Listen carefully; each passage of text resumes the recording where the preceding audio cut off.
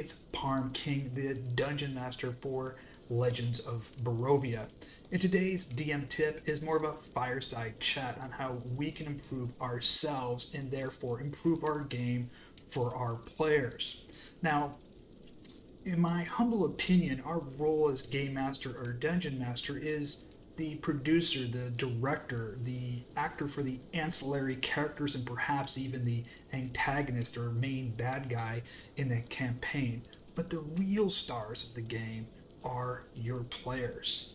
Now, I always recommend new DMs as well as experienced DMs spend some time on Reddit like DM Academy, other great channels where DMs are sharing their experiences and giving some advice. There's some great Discord channels as well.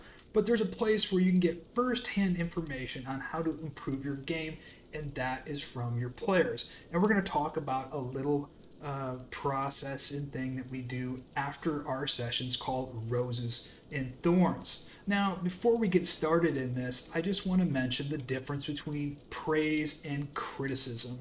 Now, we're not looking for praise or complaints because that really is about our ego. You know, when someone praises you, that kind of inflates your ego, or they, complain, it kind of deflates your ego. We're talking about constructive criticism.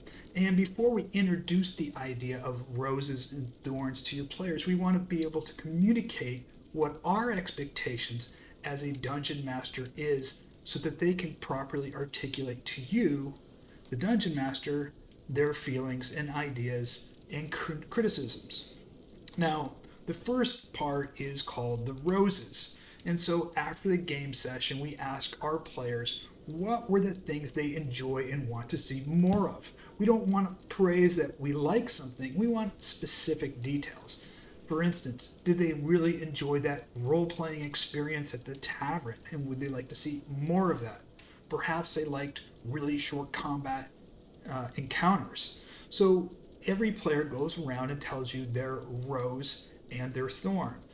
Make sure as a dungeon master you take note of it. Oh, that player really likes more role-playing and had a really great time in the tavern role-playing his character. I'll take a note of that. Maybe I'll try to introduce some more role-playing. That other player really articulated that he enjoyed shorter combat sequences. Note that down so that each session that you're slowly improving the game to allow your actors, your players, your player characters to perform in this beautiful theater that you've created for them. The thorns are where things get a little sticky, especially in this probably ultra-sensitive current environment that we live in. But if you tell your players that you're not looking for complaints, but you're looking for constructive criticism, they'll be more apt to share that with you. What you're really trying to do is two things. Find out something that they didn't enjoy, and perhaps they have a solution on how to improve it. For instance, maybe they didn't like a particular mechanic in the action economy. Perhaps they have an idea on how to improve it, or maybe they thought the combat was too slow and they had some ideas on how to improve it. Also, you want to hear about what they want to see less of.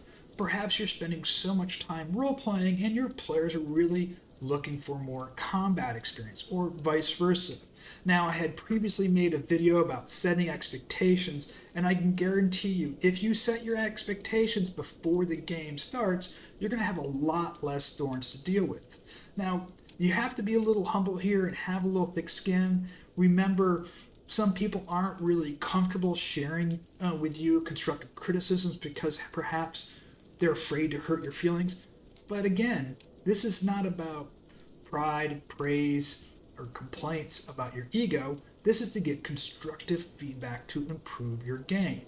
So after your session, go to each player and say, give me one of your rows, a constructive thing that you liked or want to see more of, and what was one of your thorns? One of those things that you think can be improved or you didn't really like and you have a solution, or perhaps you want to see less of. Don't take offense to any of these things. What you're really focusing on here is communication. And in fact, that's what role-playing is communication. Now there's 4 things I want to touch on here at the end of the video. The first thing is listening. As a dungeon master, a lot of the times, and if you watch our campaign, you'll see me and I just don't talk for a long time. And Timing to listening is important. When the players start engaging with each other or an NPC in a particular counter, or they're talking to each other, it's time to just sit back and listen. This is a really hard skill because you might be excited and you want to move them along, or you want to introduce an NPC. And I'm a hypocrite. I do that. I have to check myself sometime. But if you let them talk among themselves or role play a little bit more and you're listening, it's a great time to take in some notes. This is also an important time to observe. It's great to observe your players, and that's part of communication. How does your player typically handle NPC interactions or exploring or encounters? And that helps you form or shape that next time that you're facing an encounter or a role-playing environment. The other important thing is considering.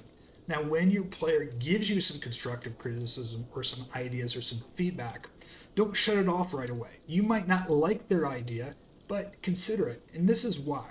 I've had a couple situations where I really thought this was a great idea and I put it in the game, and it was something that I had probably maybe too much pride in, and one of the players didn't really like it. And they were trying to explain or come up with an idea that they thought was better.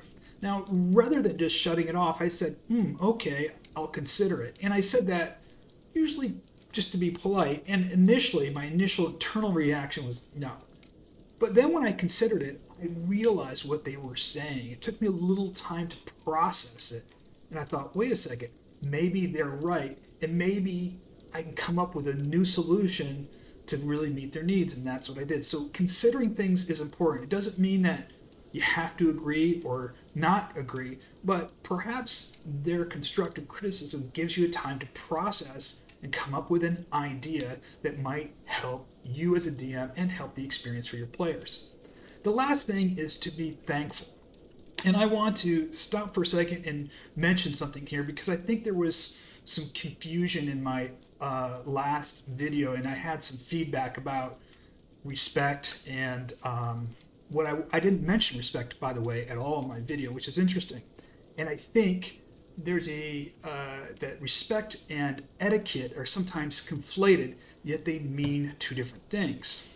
For me, in my humble opinion, people earn their respect. Respect is something because somebody has particular accolades or accomplishments, and they are deserving and have earned our respect. On the other hand, etiquette is a form of manners and being polite, and etiquette is expected. Etiquette is a little bit different based on this particular social and cultural values that and where you live, but we should always be polite and have proper manners to each other. And etiquette and therefore respect are two different things. I'm polite and treat people with good manners, but not all people are deserving of respect because perhaps they haven't earned it. And this differential or this conflation of these two ideas can sometimes come across incorrectly. So if my last video, in which I was talking about etiquette and proper manners, was conflated with not being respectful, I'm sorry that you misunderstood it, and hopefully this clarifies that. Remember, communication is always important, and part of communication is listening, observing, having proper manners and etiquette, and considering what people say. It's really hard for us as human beings, no matter who we are, is we're sensitive to criticisms. We're very egocentric individuals to certain degrees. Really, this is a time to get a little bit of thick skin, turn off your ego, spend some time listening, because you never know. There could be a nugget of information in there that your players are trying to say to you that can really help improve your dungeon mastering skills. I hope this video was helpful. Please let me know what you think in your comments below. Let me know if you're going to introduce the Roses and Thorns idea into your campaign. Click like on this video. Please subscribe. Thank you for watching, and may all your rolls be critical 20s.